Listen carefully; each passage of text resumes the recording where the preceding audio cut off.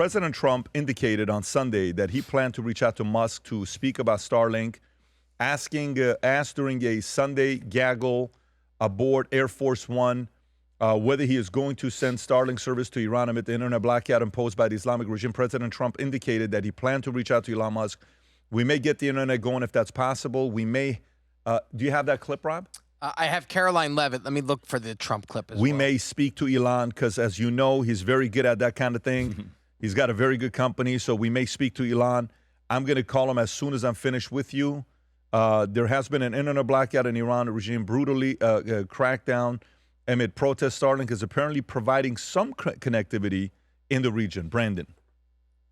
Yeah, so for Starlink, yeah. Yeah, Starlink. Yeah, no, I mean, it's a game changer. I mean, the fact that Elon said what he said about Trump, and Trump is like publicly comfortable reaching out to him and asking for help, it shows the power of Starlink. And, you know, it's literally going to like change the way that everything works in terms of like telecom networks and cell phone networks. Like when you're in a plane right now, you can literally connect to Starlink. So I think this could single-handedly cause and aid revolutions and get information out that was formerly incapable of getting out. Like, imagine what we could learn from what's happening inside Iran right now, like if they hook up to Starlink versus what we were able to have access to before that. So I think it's a total game changer in the revolution space and like helping countries that try to cut off their population from the world to have access to the rest of the world. Who else is a competitor to Starlink? Nobody. Rob, Nobody. Is there another Starlink? Like, who else is building a Starlink outside of Elon? What a linchpin. Big barrier to entry to, like, put a bunch of satellites in outer space. I mean, I get it's a big barrier to entry, but it's got to be somebody, because the reason for it is if only one person controls it and says, no, I don't want to turn it on, what are you going to do? Yeah. How much control does that individual have? I don't like the fact that there's there's somebody that's building another competitor. Major current and emerging competitor, Starlink, Amazon, how do you pronounce that? Kuiper, Amazon Leo is one of the biggest direct competitors to Starlink and have deployed thousands of Leo satellites to provide broadband internet globally. Okay, that's good. OneWeb is a UK-based Leo satellite. No one's going to trust the UK one. Chinese mega stallions, Guang and Qfan. That's firewalled, so no one's going to use that. So no one's going to use that. Go a little bit lower, Rob, to see if there's any one of them. And then Iris is European Union satellite internet and secure communications constellation planned with hundreds of satellites in Leo and medium Earth orbit. Is there any other ones that they're doing? Okay, I like the fact that there is some competition here because I don't like the fact that only one person has a Starlink. Don't you still have the HughesNet? You still have like DirecTV, right? You can still get right. Those are older. When you see the Leos, that's the modern technology. That's where they can launch 16 of those in a single rocket. Leo stands for low Earth orbit. And baby, Arthur C. Clarke, remember him, who wrote 2001? He defined the Clarke Belt, which is, I think, 23,200 miles above Earth, where if you throw a baseball, it stays there. Gravity won't pull it to Earth, but it can't get away from Earth. It'll just spin forever. So that's the Clarke Belt, where all the major satellites, the big TV satellites, high power go. Leos are the small satellites that are up there lower. And there's not very many. Eutelsat came out of Europe. They had one that was built, but it never got commercial viability. Viasat built one. It gave you very moderate, as you recall, internet on aircraft. And then HughesNet, that was the one you would see the girl advertising to get you internet in the middle of nowhere, right? But it wasn't very, very fast. Starlink is newest, fastest in Leo, and then Amazon's building a Leo. The Leo networks are what is important, and we need 3 of them. You got to have 3 competitors. I agree. In my view. I agree. Otherwise, you do have the problem of what if Elon's not in a good mood? I don't like that at all. I don't like that at all. I don't like the fact that I only have one phone call to make because you have a monopoly. You're begging the individual. Yeah, sorry for the lesson on all this. Imagine but if I used to live in here. I will do it if you give that $7,500 thing back on the table, and you're like, no. Right. Well, then I'm not giving it.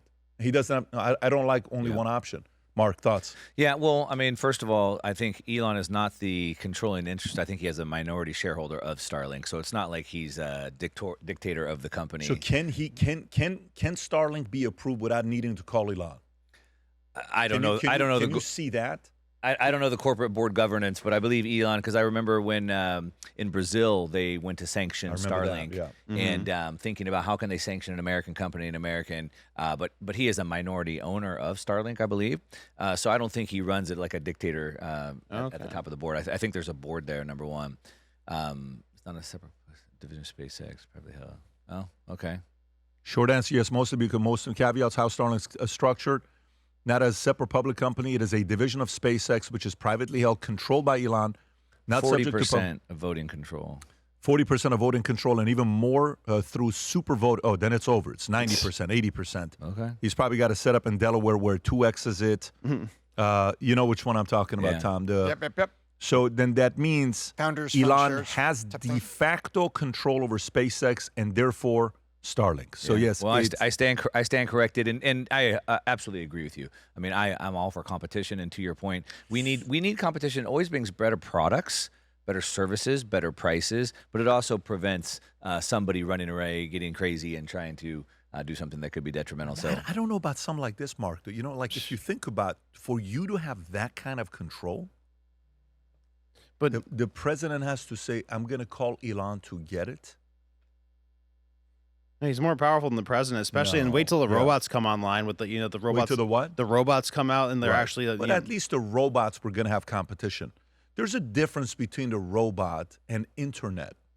yeah. Internet is people don't know how many people are being massacred in Iran right now. Yeah. We don't know. It's off, right? So Right. for us to not be able to see, the media, CNN is reporting, nothing's really going on, and they're giving their own reporting in this. So the mainstream media is not covering it. What is the great equalizer to mainstream media? What does the mainstream media hate the most? What completely disrupted mainstream media? Social What did? media. Podcasting, Mhm. YouTube, independent, like right now. Just think about today's conversation. Democratization of the conversation. How many in news. people here have been, held stand corrected? How many people here? Yeah. Me, Yeah. Visa, MasterCard. Him, just right now. Yeah. Everybody. So that is what keeps you honest. Before, if this was CNN, Fox, just 3 or 4 is NBC, guess what? People are going to be like, well, that's what the truth is. That's what the truth is. No, we need more Starlink. I'm glad a couple of these other guys are doing it as well.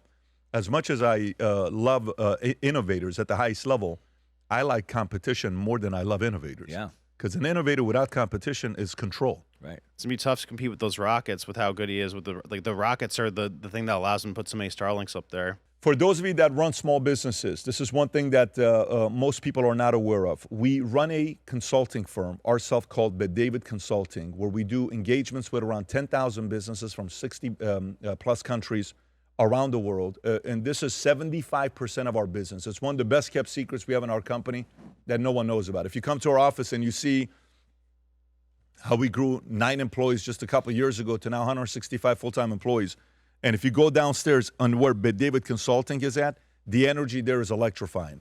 If you're a small business owner yourself, anywhere between 10 million plus $500 million revenue, if you're on that range and you want to find a way to get strategies, because each phase of a company goes through 5 phases, and each phase you have 5 challenges you face. If you want to know what those things are, go to betdavid.com, all the way to the bottom, fill out the information. We'll give you that 18-minute breakdown of what those 5x5 are. And then if there's a way we can help you take your business to the next level, whether you're raising capital, whether you have a compensation plan that needs to be readjusted. We just had the most incredible meeting last week with our firm on Tuesday and on Thursday, whether it's comp, whether it's LTIP, equity, whether it's expanding in a new market, regulation, marketing, podcast, different ways of getting your story out there. You want to learn more about how we can help you out, go to betdavid.com, fill out your information. One of our consultants at the firm will get a hold of you. If you enjoyed this video, you want to watch more videos like this, click here. And if you want to watch the entire podcast, click here.